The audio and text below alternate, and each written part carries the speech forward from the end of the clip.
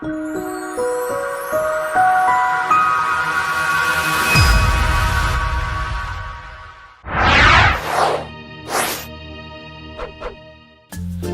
ASA members. A new RAND Corporation study today argues that America is experiencing truth decay. Yes, truth decay. The authors say that America's reliance on facts to discuss public issues has declined significantly during the past 2 decades. They argue this is exacerbated by the reliance on how Americans consume information, mainly through social media and cable news. When you're considering this, remember, the truth must be handled with care. I want the truth! You can't handle the truth! So think of this video as going to the dentist. Let's start by going to court, in this case, California District Court. The Colin Kaepernick phenomenon continues. A San Pasqual Valley School District student in California recently sued his district's governing board when they decided to institute a policy requiring students to stand during the anthem. The district court ruled in favor of the student, asserting that such a policy requiring standing would in fact violate the First Amendment of the Constitution. The court cited the Tinker versus Des Moines case. Remember that Vietnam-era black armband case. Like Tinker, in this case, the court found that the student's silent kneeling was not likely to cause a substantial disruption or a safety issue. Therefore, they upheld the student's request. Administrators, remember the nexus between student actions and disruption of the campus or a threat to safety. That's the key when you consider disciplinary consequences for student expression. This California case may be indicative of how courts in Arizona, Texas, and elsewhere may rule in the future on student issues, especially kneeling for the anthem. Now, let's move on to another report that's bound to generate an argument over truth.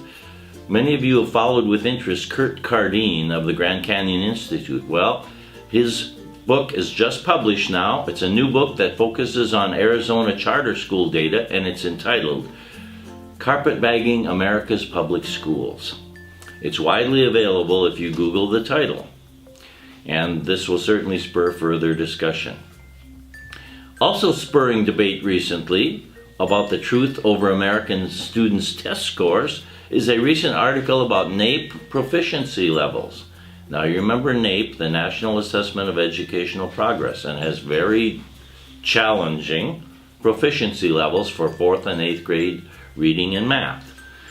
So this report looked at for 4th graders in other countries. If they took NAEP, how would they fare? Well, less than a majority would reach the proficient level, says this report, and it indicates in fact that NAEP's benchmarks are misleading and that they leave Americans with a false idea of school students' performance. In only 3 countries, this report says, Singapore, the Republic of Korea, and Japan, would 50% of the students in 8th grade even meet the proficient level in math. And only in Singapore would student test scores achieve proficiency in science at the 50% level. In other words, half of Singapore students would meet the science standard. This report, published by the National Superintendent's Roundtable, is entitled How High the Bar? And it really contends that many states have erred in matching their cut scores for state assessments with NAEP proficiency levels. Something to think about. Is it true? That's up to you to consider. How High the Bar is the name of that report. And I've got 2 different links in this message to that report. Now, let's shine the light on 3 upcoming conference opportunities. The annual ASA Higher Education Conference, that's the Higher Ed Conference, Friday, April 6th. Want to highlight learning in your district? Present at this conference.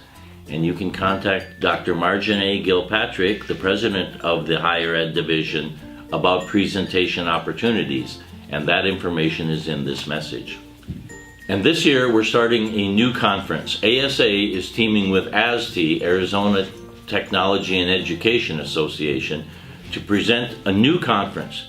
This conference, entitled IT and Curriculum and Instruction Leadership Symposium, is a one-day event that will bring together leaders from across the state of Arizona to explore the challenges and share the successes that exist when curriculum and instruction teams with IT in a district to help students.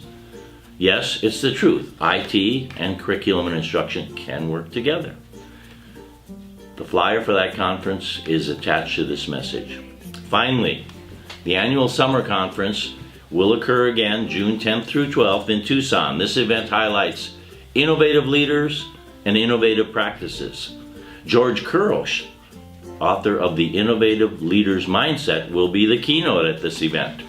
Want to feature your innovative practices? Contact me.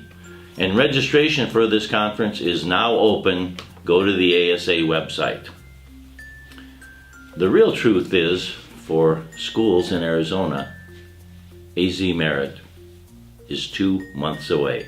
Tick, tick, tick, tick, tick.